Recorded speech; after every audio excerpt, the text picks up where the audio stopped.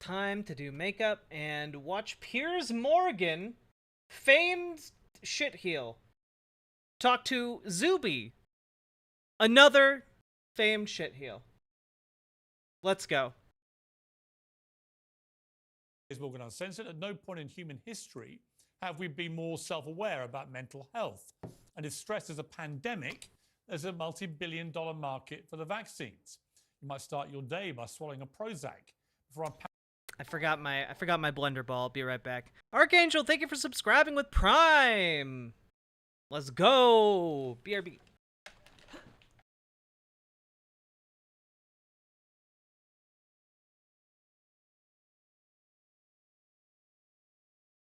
Average Hassan stream. Look, I'm just giving you guys a taste of your original home, okay? packing your trauma with a therapist, popping a diazepam for your workplace anxiety and winding down with meditation or wellness app in a desperate hope of getting some sleep. If you've got it, there's a product for it. We've never been more medicated, more therapized, or more legitimized for confronting our feelings, and many would say quite right too. But every study is now telling us that we've also never apparently been more depressed or riddled with anxiety. Something is broken here, and the answer can't be that it's all in our mind. I disagree. I'm pretty sure people have been more depressed and anxious in the past at various points. Just maybe not in times where that could be studied. You know? Like, this seems like a bit of a stretch. We've never been more depressed or anxious. I'm sorry, you're British. I'm pretty sure some people were a bit stressed out by, you know, the bombing raids under the Nazis. I think that might have been a more stressful time for the British. Maybe. Just spitballing. Minds. A new study published today said that Gen Z... I mean, also, if you're British, you wake up every day to an English breakfast. I'd be depressed too, okay? Employees in Britain miss an average of one work day every single week due to mental health, costing the nation a rather stressful... This is called a weekend. I feel like this is just reframing the weekend to be necessary for mental health. Gen Z staff miss a day's work a week due to mental health. This is just corporations like trying to spin the weekend as a bad thing. My God. $138 billion pounds a year. And to be clear from the outset, mental illness is a deadly serious thing. Like every serious illness, it needs serious treatment. I would never question people who are clinically depressed or genuinely suicidal. But I do think it's time to draw a line between mental illness and mental health. Matt Walsh, who's been on the show many times, has stirred a motive debate about this in recent days when he tweeted that depression is one of the basic side effects of being conscious. He later said that labeling negative emotions and behaviors as diseases is exactly the problem. Except that's not what depression is. Like, this is major cope, by the way, from someone who's not a doctor or a mental health doctor. You know, not a psychologist or a medical doctor. This dude has no medical training whatsoever. He's just like, oh yeah, depression is when you just feel kind of sad, and that's depression. No, that's not what depression is. Depression isn't that, actually, and you would know that if you were getting your input from a doctor. Precisely what the psychiatric field has done. Maybe he has a point. The global therapy industry is worth $150 billion and is growing at a rate of knots. Young people in particular are relentlessly bombarded by content which gives them every reason to feel uncomfortable and anxious. Yeah, like Piers Morgan's show. Encouraged to then vaunt their suffering. Is that part of the problem? In Britain, we used to celebrate the so-called stiff upper lip. I guess that boils down to being resilient in the face of adversity. If times are tough, well, we were told to soldier on, keep pounding, find a way through. It's become more fashionable. And again, many people think this is the right way to go, to be perhaps more in touch with your trauma, to get help for it, to talk about it publicly. Criticism though, has now become recategorized as shaming. Disagreement becomes very quickly described as hate. All confrontation is categorized as violence. Is that right? It should be no surprise that there's been a bit of a cultural fight back. Hugely influential characters like Andrew Tate, for good or bad, have encouraged their millions of followers to see depression as a man-made concept, which ironically is unbefitting of men. What do you believe about depression? Do you believe depression is a real thing? You can't become clinically depressed. I love how Piers Morgan is able to get literally like anyone he would like to grab for his show to talk to about depression, and instead of grabbing a medical doctor or an expert on what depression is, or like brain researchers to figure out what depression is, instead he's talking to Andrew Tate and a guy named ZUBY and Matt Walsh. Notably, all people who have zero experience or expertise when it comes to depression. How do you know? Because I don't believe in it. I can't be haunted by a ghost if I don't believe in ghosts. Well, that's like saying I'm never going to die because I don't believe in it. It's ridiculous. Well, he's completely wrong, as I said there. And there is a middle ground, though. And I'll gladly call out the excesses on both sides of the argument, just as when I question Tate's creative interpretation of the tears he shed in jail. Did you shed tears in your cell? There were tears that ran down my face, but I did not cry. I mean, that's crying. I disagree. Yeah, you were crying, Andrew Tate. Maybe you're a little bit depressed as you sat in your prison cell. Nothing wrong with that. Just confront your feelings. But somewhere in his bombast, Tate maybe has a point. Podcaster ZUBY struck a chord with me this week, having just returned to the UK from New York, when he posted, if you absolutely believe you will get jet lag, and that's inevitable, you will get jet lag. I don't get jet lag. Well, as someone who just flew back from New York and has jet lag, maybe I should think harder about not having jet lag. You might be right. We do talk. What? What? Yo, dog. Just look. You might have broken your legs, but just believe that they're not broken, and they're not gonna be broken, dog. What are you talking about? What are you talking about? Yo, dog. Just walk it off. Yo, I know I just plunged these knives into my eyes, but I don't believe that I'm blinded now. I just believe that I have sight, and it's so. What? What? What do you... What? I simply will things into existence by wanting them a lot. By the way, this is the mentality of like a small child. Like I can make things happen just by wanting them. Like no, actually, you can't. You can't. That's not how bodies work. That's not how anything works. Talk ourselves into a lot of this stuff. And we maybe have lost sight of the idea that everyday stresses and strains are as much about our ability and will to manage them as they are about whatever is getting us down. Maybe we've forgotten how to keep calm and carry on.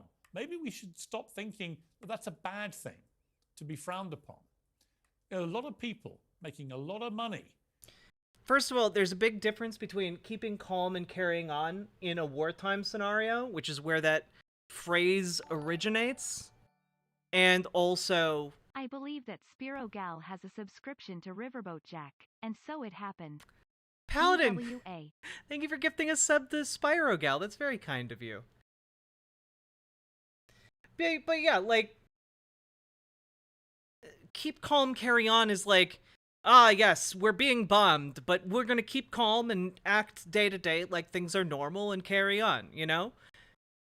That keep calm and carry on doesn't mean don't have feelings, don't go to therapy, don't like trust your medical doctors, but that's how Piers is using it here, and that's insane to me. Yeah, it's the difference between coping and healing. Yeah, what what Piers seems to be advocating for here is like,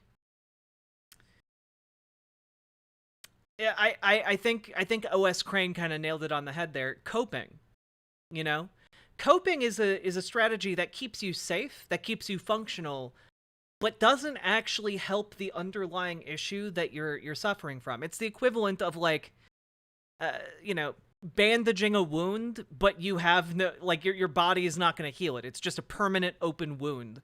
And unless you actually like go and get it like sewn together, stitched together by a doctor, it's not going to heal. You know, the surgery heals it. Bandaging it just stops it from like making you bleed out. By telling us we're not okay. Well, joining me to discuss this is my pack, Talk TV contributor Esther Cracker, associate editor of the Daily Mirror, Kevin Maguire, political journalist Ava Santina, and we're joined from across the pond by the podcast host I mentioned earlier, ZUBY. ZUBY, let me start with you, because I liked your comment about jet lag. It hasn't worked for me, but I like the inspiration that you gave me to try and make it work, and I'm working on Paladin. I don't have... Clearly, there's no such thing as a white name in Riverboat Jack's chat. It's a social construct of the BWA cultural Marxists. It's true. This is true.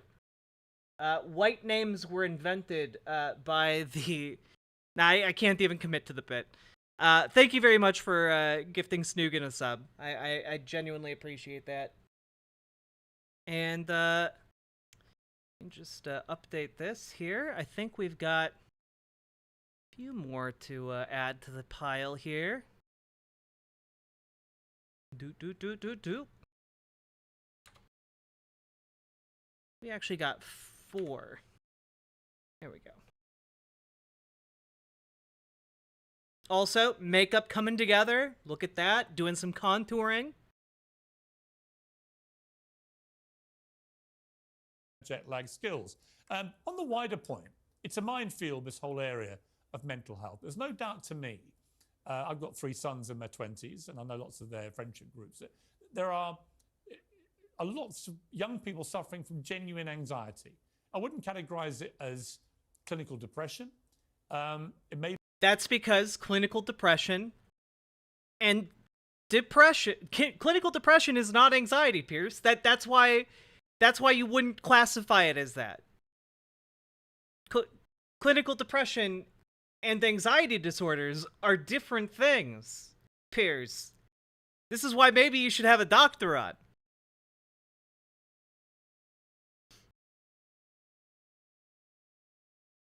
Yeah, Archangel, that guy wasn't fun.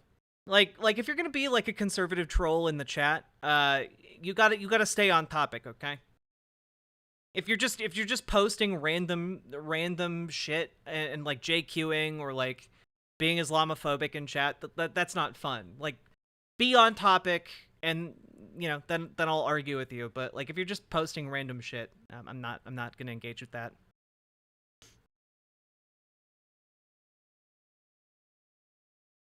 Yeah, you have to at least be moderately entertaining and be able to respond to questions. Maybe in some cases, but just general levels of anxiety that I don't think existed when I was that age. A lot of it may be... Well, your perception would be that it didn't exist, Piers, because people didn't talk about it when you were in your 20s. People in the 19... I don't know, how old is Piers Morgan? Like, what, he'd be in his 20s in, like, the 1950s? Like, people didn't talk about that.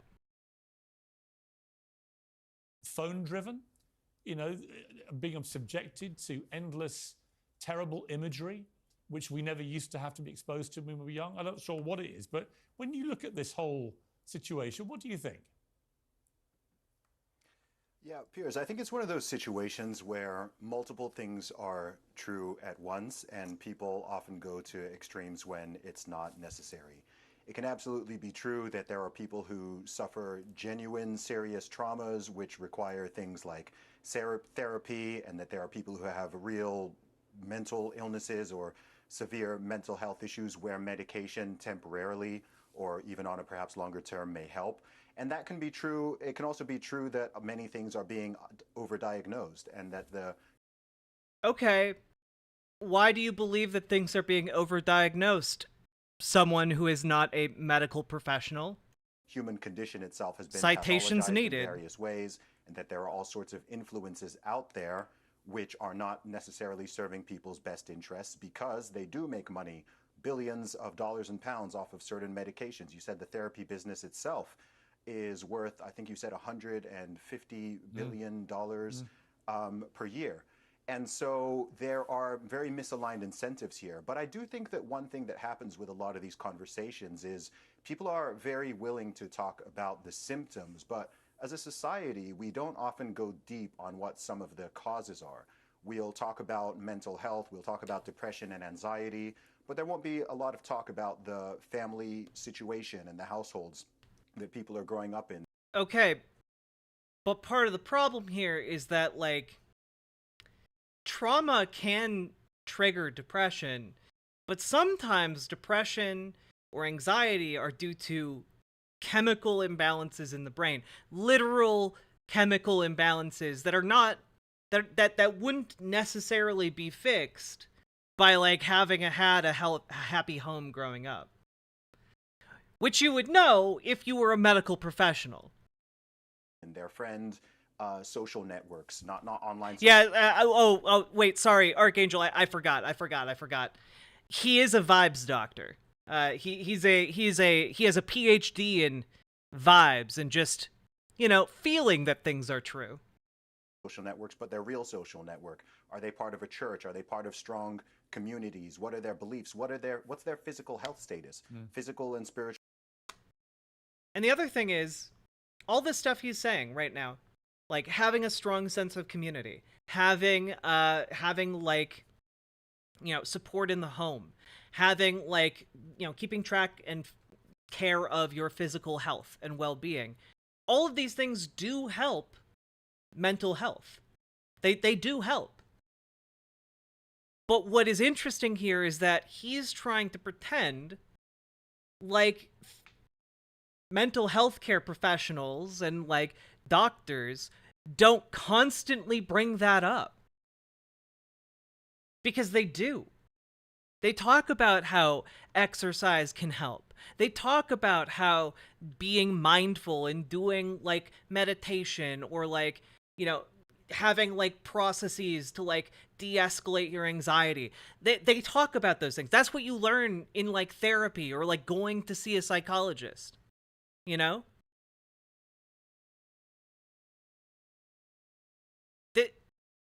This is something that one would know if they brought on a doctor. Spiritual health are connected to mental health. So similar with many other issues, we talk about everything at the symptom level and try to find a pill or a potion or a therapy that is going to work for everybody. But I think in many cases, we're not really getting to what the root of the issue is. You touched on one other thing, which is the rise of use of smartphones and social media. That's absolutely having an impact on people's mental well-being, being bombarded by all these images. I need to get my my blender brush. I forgot that. Be right back.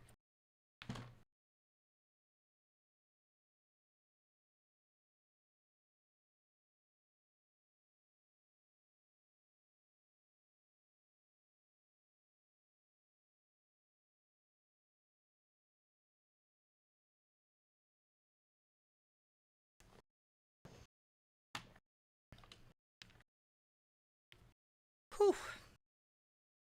Images and opinions and just pure amount of information every day. This is something very new that our ancestors didn't have to deal with. So I'm not surprised that there are more and more young people every year who are reporting that they're having anxiety, depression, or whatever else it may be. Yeah, Ava, it is a minefield just to even talk about this. I could almost feel us all. You're treading on eggshells with this. Not to say the wrong thing, not to be insensitive, but also to recognise this survey that's come out. It's pretty shocking that Gen Z kids are missing a day a week at work and the on cost of all that. What do you think is going on here? Well, I agree with the premise there of your guest ZUBY, because you need to be talking about like what are the causes of this. If you look at Gen Z Oh, wow. Thanks for your input. Also not a doctor. I'm so glad we have a political journalist on to talk about medical advice. at the moment, most of Gen Z are spending up to 60% of their pay packet on rent. they're poor and they're not having a nice time at home. And I think that really drives into anxiety, and also, as you talked about, their phone dependency. But yeah, I mean, look, there is a conversation we need to be having about self-diagnosis. Oh, I love, by the way, that this lady's like, we also need to, also their phone dependency. As if every single motherfucker in the room on this set isn't also like permanently connected to their phones. My God.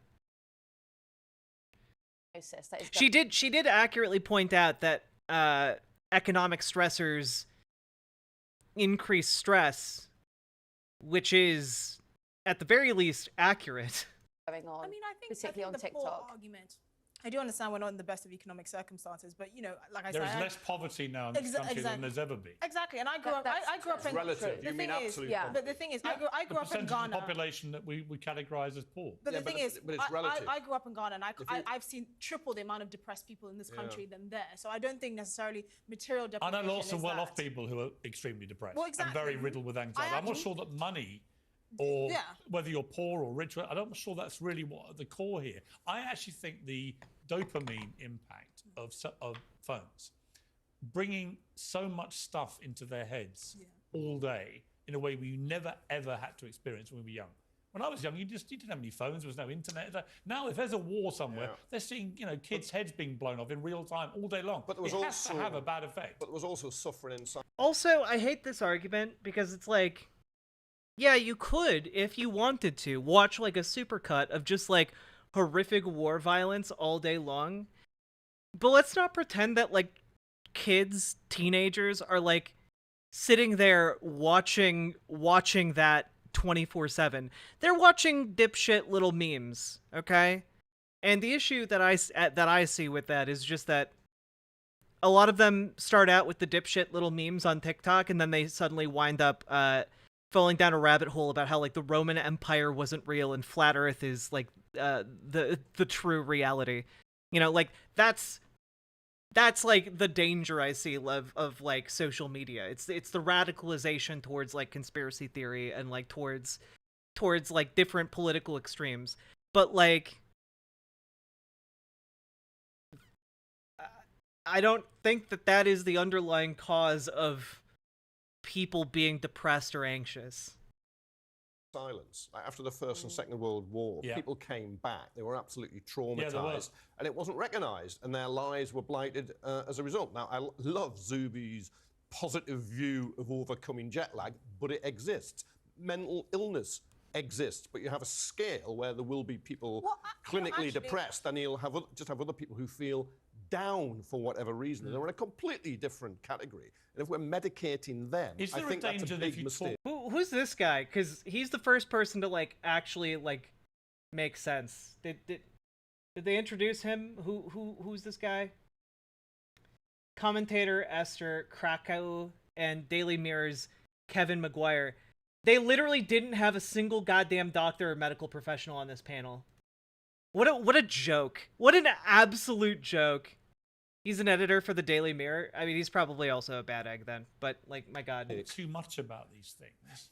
You encourage people, as with everything in life, Yeah.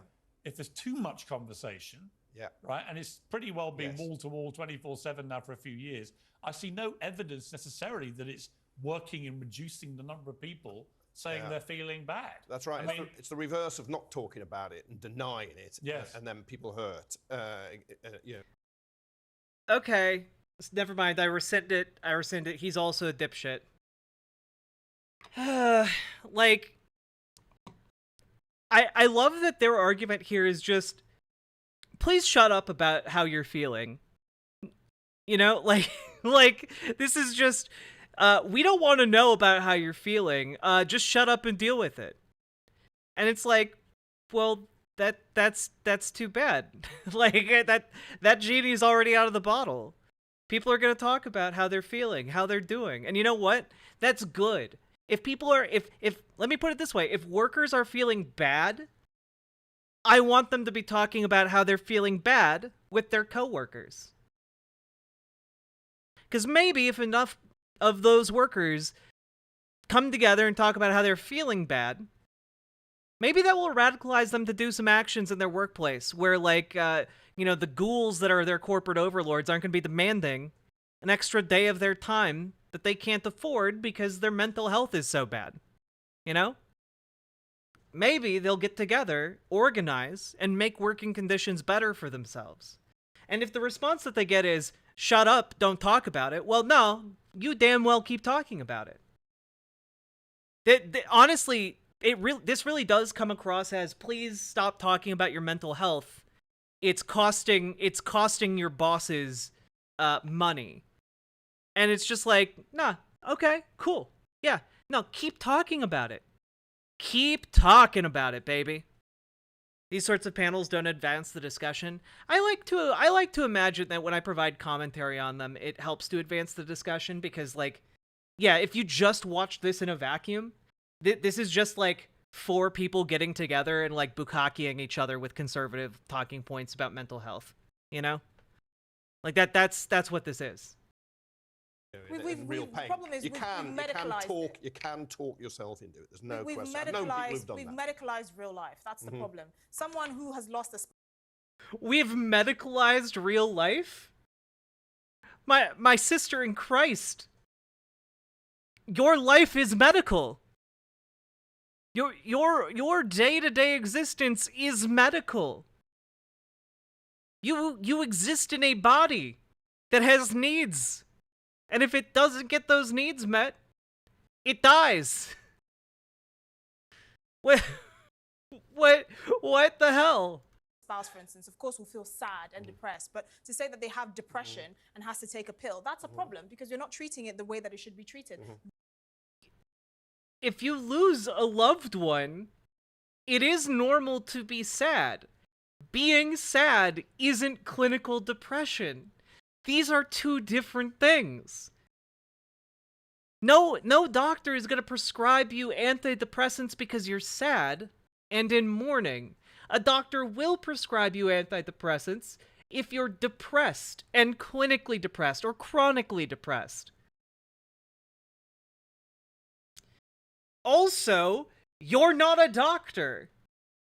Real life happens, sad things happen, and we have to have a way to deal with it. Young people also lack purpose, right? If they're seeing all these, people getting rich and having Bugattis online, they're thinking, how am I supposed to have that? What is my purpose in life? The fear of missing out, exactly. The envy factor. I mean, bringing ZUBY back in here, I think all these things come into play. The difference, like I said, between when I was young and young people now is their ability to have all this staring at them all day long.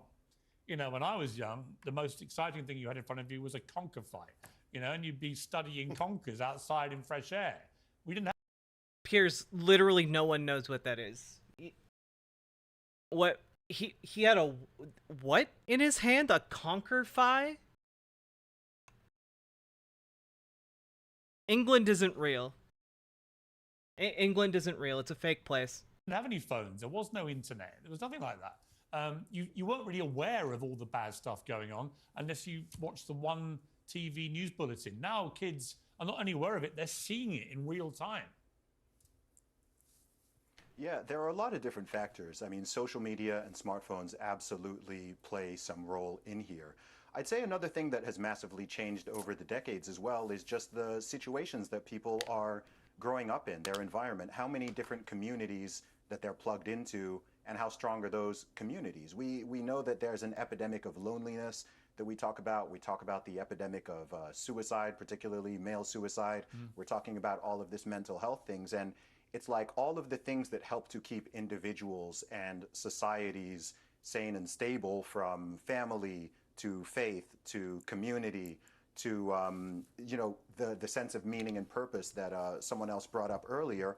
All of these things have also been eroded over the past, let's say, 50 or 60 years. So when it comes to these situations, I mean, why are people so desperately seeking therapists? I think in many cases, sure, there might be people who really genuinely need a professional therapist, but I think there are also people who just need someone to talk to, and they don't really feel like they have. That's what therapy is. So sometimes people just need someone to talk. That's therapy. That when you go to a therapist, they're a trained professional for you to talk to. My God.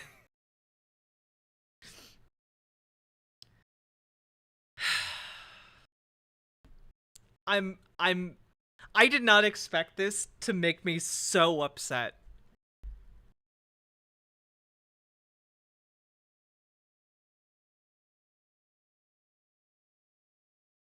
Okay, just gotta say something. I didn't realize I was depressed and anxious until the past few years. This was always my normal. I'm on medication to regulate that now and I'm much better. Yeah, same. And you know what? I was in a really bad I have so just full disclosure time. I have chronic depression and an anxiety disorder. Both diagnosed. And I don't take medication for my chronic depression. I was in a very bad living situation for a long time, and that exacerbated my chronic depression to the point where I was having recurrent, thoughts of ending it all. Going off into into the garage, starting the car engine and just drifting off. And that was just a recurring idea that kept getting stronger and stronger. And when I went to go get mental health treatment, I went to go see a therapist. I got on antidepressants, and I was on them for about 2 years. And then I got off of them when I moved into a new environment, this apartment. And I've stayed off of them ever since. Because sometimes you just need help because you were in such a bad situation that it alters your brain chemistry. And you need to rebalance it in order to be functional and not want to kill yourself. And not want to die all the time. When these people are talking about depression, they're talking about being sad. They're like, oh, well, you don't need mental health help if you're just sad. That's normal. But that's not what depression is. Depression isn't just being sad. Depression is chronically feeling that way. And also depression can manifest as anger, lethargy.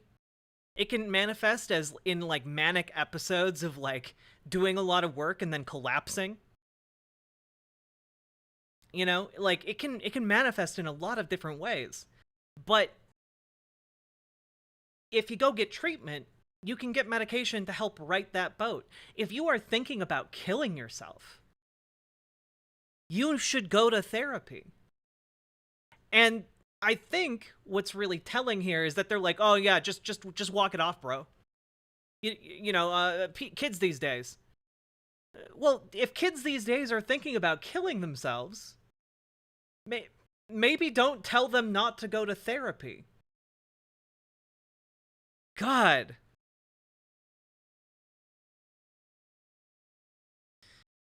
Oh yeah, Jack, my youngest brother, can relate. When he moved from our old neighborhood, he became a bit happier, for sure. Yeah. Yeah. When I moved out of a space where I was being misgendered every single day, I felt a lot better. And the ironic thing is, these people claim that they care about mental health, by the way, but Piers Morgan, ZUBY, I can't speak for the other panelists on this show, but for sure those two are virulently transphobic. They hate trans people. They think that if you are trans, you shouldn't get the treatment you need in order to live. So it's unsurprising that they have this same attitude towards people with mental health issues. And I do like how they're like, well, we need to differentiate mental health from mental illness. As if, the two aren't related?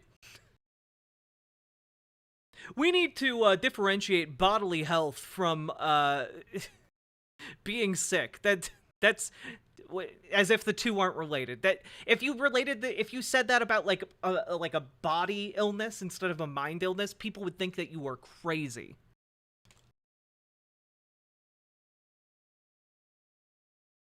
Yeah, CN. Anyone is welcome to email me, jack@penslingers.org. That's the business email. Can't guarantee I'll get back to you fast or at all, but feel free to shoot me an email for sure. They're medicating reality. Yeah, Jesus. Have friends or they have parents or family members that they can confide in and talk about these day-to-day issues, and then it builds up and it gets to a stage where they feel like the only thing that they can do is go to a therapist or take medication or perhaps even do something that's far more drastic. I mean, in the United States, for example, I read recently that 80% of the world's painkillers are sold in the United States. 80%. I mean, we think we're over-medicated here. My God, I mean, in the US, it's really out of control. Yeah, it's almost like it's a privatized industry, and in the United States, pharmaceutical companies are able to lobby doctors to overprescribe medications in order to give them kickbacks. It's almost like that, Piers. Maybe that would be something that a doctor might be able to bring up on your show while talking about medical issues. Yeah, it's crazy. I mean, the USA has, I believe, 4% of the world's population. And then, as you said, they're taking 80% plus of the pain medication and things like opioids. And these things are causing massive crises in the US. Also, note that, like, pain medication is not typically prescribed for mental health issues. So this is like this is a different issue. It's related, but a different issue from prescribing antidepressants, for example. USA, every year, over 100,000 people in the USA, American citizens, are dying of drug overdoses. That's 100,000 deaths. So imagine how many other people are abusing those substances. And these are genuinely scary numbers. 100,000 people dying per year of something that is completely avoidable. I think that should be much bigger news. But as I said, I don't know every single solution. But I think for the diagnosis, we have to go down the tree a little bit and not just hack at the branches and the twigs, but we need to get to the root of the problem. And it's not going to be one single thing. It's going to be multiple things, and I think several. Just as an FYI, it's interesting that he talks about that, but then at the same time, just completely doesn't talk about alcohol and how in the United States, alcohol contributes to over 140,000 deaths per year in the U.S. But we're not, for some reason, we're not talking about the endemic use of alcohol. Crazy. You know, it's interesting how selective they become. All of them have been mentioned.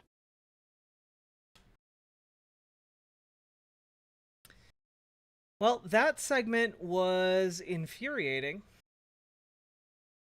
And how y'all doing, chat? I just like I can't stress enough that these conservative shows are slop. That only serve as like confirmation bias for conservatives, generally speaking. And we'd all do well to remember that, you know?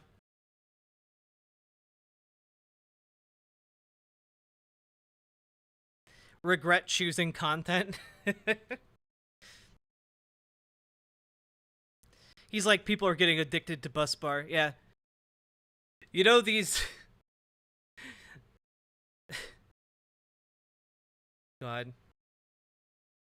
Chillin', this helps through my data entry / data check work. I'm glad to hear that, Migs.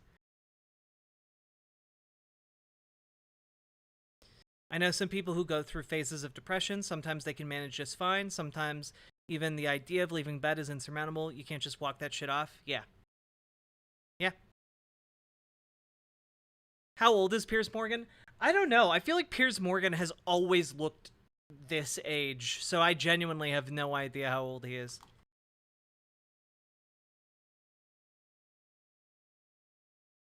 There are still almost 500,000 deaths from tobacco use in the U.S. every year. That's crazy.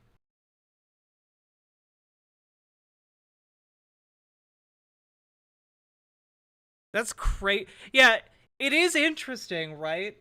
That conservatives will fearmonger over mental health being treated seriously, but none of them talk about the dangers of smoking. None of them talk about the dangers of alcohol. Two far more common drugs that kill more people than like any like actually treating mental illness does. You know, it's crazy. But fentanyl is the real crisis. Yeah, there was a story recently about how like the White House pharmacy was like prescribing fentanyl like candy, I guess. We're not diving into that cuz it's like a week old at this point, but yeah, he literally talked about Andrew Tate earlier in the show, and Andrew Tate is like, yeah, cigars are the best. I'm gonna smoke cigars every day. It's crazy.